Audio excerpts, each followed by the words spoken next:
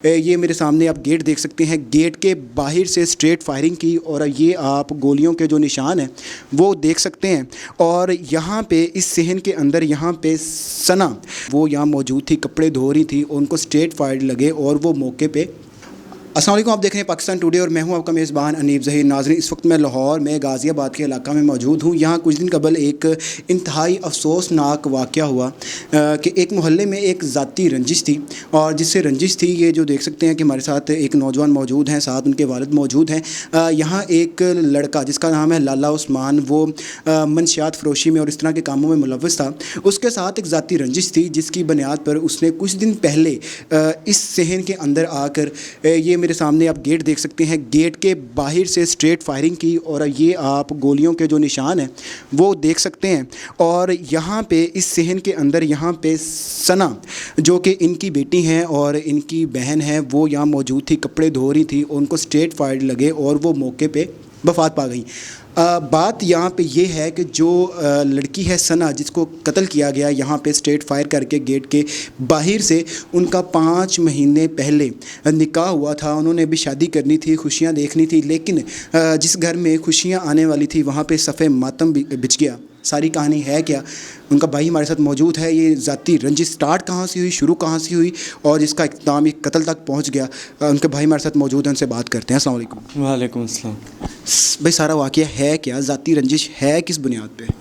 भाई जी, इस वाक़े से 4 माह पहले हमारी लड़ाई हुई थी। अच्छा। छोटे भाई की, यानी कि बच्चे लड़कों में जैसे तख्त कलामी हो जाती है, ऐसे दुकान में बैठे हुए, वो लड़ाई बढ़ गई। उसको गुरूर था एक नशे का, दूसरा अपने गैंग है उसका एक पूरा। अच्छा। उसके साथ लड़के, और जहाँ पे दिल चाहे, जिस चौंक में चाहे वो फायरिंग कर दे, उसे कोई नहीं रोकता। पूरा मोहल्ला उससे डरता है क्योंकि वो छोटी छोटी बात पे गोली चला देता है वो। ये लड़ाई हुई है तो पुलिस स्टेशन आ गई, हमारे पे दोनों पे पर्चे हो गए। उन्होंने कहा ये क्रॉस पर्चा, दोनों पे ना पर्चे दे दो। उनकी फिर सुलह हुई, वहाँ पे सुलह हो गई। फिर कुरान पे हाथ रख के अल्फी कसम खाई कि जो आई के बाद लड़ेगा उसको ₹1,00,000 जुर्माना और इतनी सज़ा होगी उसे। हम घर पे, वो सुलह होगी, हम भी घर पे आ गए, वो भी अपने घर पे आ गए, बात ख़त्म हो गई। उस लड़ाई के 4 माह के बाद, 4 माह कुछ नहीं हुआ? कुछ नहीं हुआ। 4 माह तक ना उसने कभी सलाम दुआ ली, ना हमने ली, ना हम कभी उसकी दुकान पे गए, ना वो कभी आया। कोई बात नहीं रही, गुजरता रहा। हमने देखना, हम आंखें नीचे कर लेनी, उसने एक साइड से गुजर जाना, हमने भी गुजर जाना, कोई बात नहीं। 4 माह के बाद मैं घर पे ही था। हम इतवार का दिन था, मैं वर्कशॉप से वाली साहब को खाना खिला के घर पे आया हूँ। सिस्टर इधर कपड़े धो रही थी, पता ही नहीं था कि क्या मसला है क्या नहीं। कोई गोली चलनी भी हमारे इलम में ही नहीं था कि गोली चलेगी। पहले नानाबू की दरवाजे पर फायरिंग हुई है। मैं ऐसे बाहर निकलने लगा हूँ तो मैं ऊपर छत पे चला गया। मैं कहा देखता हूँ कौन है फायरिंग कर रहा है। बस इतने में ही मेरे दरवाजे पे फायरिंग हुई और सिस्टर यहाँ पे कपड़े धो रही थी और उसके सीने पे गोली लगी है, दिल पे, और मेरे हाथों में थी और डेथ हो गई। कितनी गोलियां लगी? 1 गोली लगी थी। कितने लोग बाहर मौजूद थे, क्योंकि अगर हम गेट का देखते हैं तो काफ़ी गोलियों के निशान है। कितने लोग मौजूद थे बाहर? लाला उस्मान था, इसके 2 साथी जो इसके साथ पकड़े हुए हैं, शहरी और उसामा। ठीक है।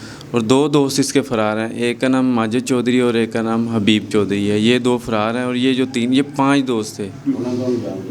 उन्हें हम दो दोस्त थे ना इसके, जो इस टाइम फ़रार हैं, माजिद और हबीब। इनको हमने कभी देखा नहीं है, ना ही हम इन्हें जानते थे। ये इसके दोस्त थे, इसके साथ ही ये 2 नंबर काम करता था। ठीक है। और ये जो लड़के साथ इसके पकड़े हुए हैं, सामा और शहरी, जो शहरी है ये इसको इलाके की खबरें देता था, कौन इनकी तरफ आ रहा है, कौन जा रहा है, क्या हिसाब है, ये आई किधर है। जिस गोली चलने से चंद मिनट देर पहले मैं बाइट से आया हूँ तो शहरी चौंक में खड़ा हुआ था। ठीक है। तो मैंने कहा वैसे ही आम रूटीन में जो वैसे खड़ा होगा काम होगा, लेकिन मुझे नहीं पता था कि ये मुखबरी कर रहा है कि इस टाइम इसके फलाने घर है, इसका भाई घर पे है, इसकी वालदा घर पे है, इसकी बहन है, कौन घर पे है कौन नहीं, ये मुखबरी कर रहा है। जो सामा है ये इसके साथ ही आइस वगैरह, पाउडर वगैरह बेचता है लाला उस्मान के साथ। कितना फासला है आपके घर से?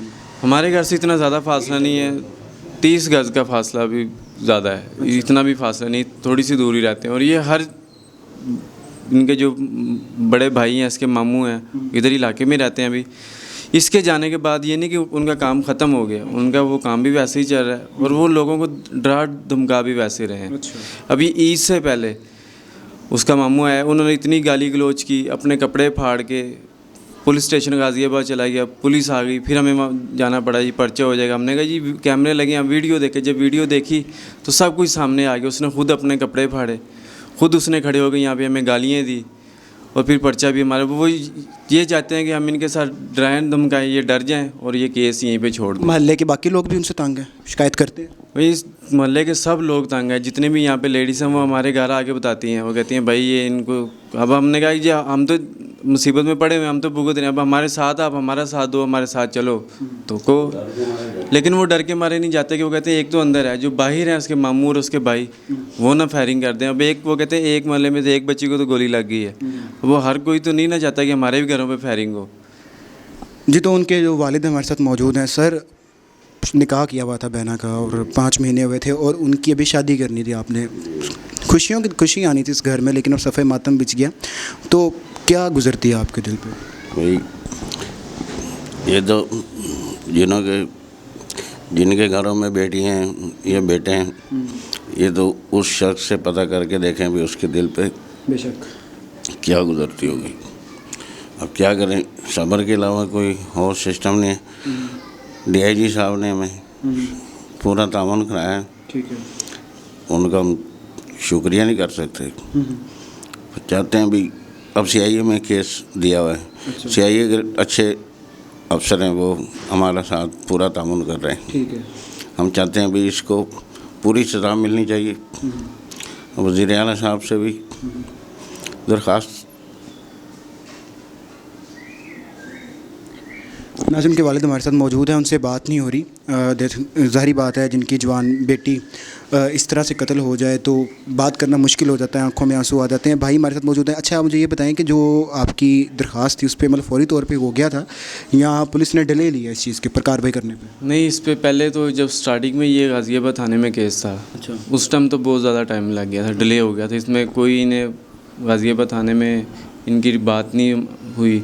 जब भी हमने थाने जाना, उसने हवालात में बैठ के हमें उल्टी गालियाँ देनी। अच्छा, फिर वो हमें समझ नहीं आ रहा था। फिर हमने डीआईजी साहब के ऑफिस के बाहर धरना दिया, फिर डीआईजी साहब ने हमें ऑफिस में बुलाया तो हमारी बात सुनी। फिर उन्होंने हमें केस जो उठा के ना सदर कैंट शिमाली छोड़ी, उन्होंने सीए स्टाफ को दे दिया।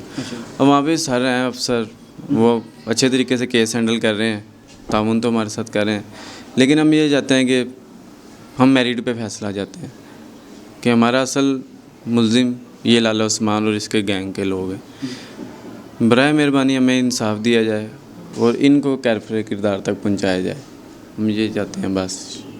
नाज़िम, यहाँ पे एक बात मैं लाजमी करना चाहूँगा कि हर इलाके का एक पुलिस स्टेशन होता है जिसका काम ये होता है कि जो उस इलाके के लोग हैं उनको तहफ़्फ़ुज़ फराहम करना। लेकिन यहाँ पे देखा ऐसा जाता है कि जो इलाके की पुलिस होती है, जो इलाके के जो गैंग होते हैं उनके साथ मिली होती है और बाकायदा उनको सपोर्ट कर रही होती है, और फिर जो इस तरह के गरीब लोग होते हैं कि जिनका कोई डायरेक्ट लिंक नहीं होता काम के साथ, फिर उनको धरने देने पड़ते हैं, उनको मीडिया पे आना पड़ता है, उनको सारी दुनिया को बताना पड़ता है, फिर जाकर कोई डीआईजी वगैरह उस तरह के लोग उनकी बात सुनते हैं और फिर ये केसेस आगे चलते हैं। जो हमारे कानून है उसमें भी इस्लाहात की ज़रूरत है कि जो मोहल्ले और ये इलाके के जो पुलिस स्टेशन है उनको चाहिए कि जो लोग हैं उनको इंसाफ फराहम किया जाए। और इनकी भी यही रिक्वेस्ट है कि अभी भी वो डरा धमका रहे हैं जो पीछे लोग मौजूद हैं, और अगर वो छूट के आ जाते हैं रिश्वत वगैरह देकर, पैसे वगैरह देकर, तो इनकी जानों को नुकसान है।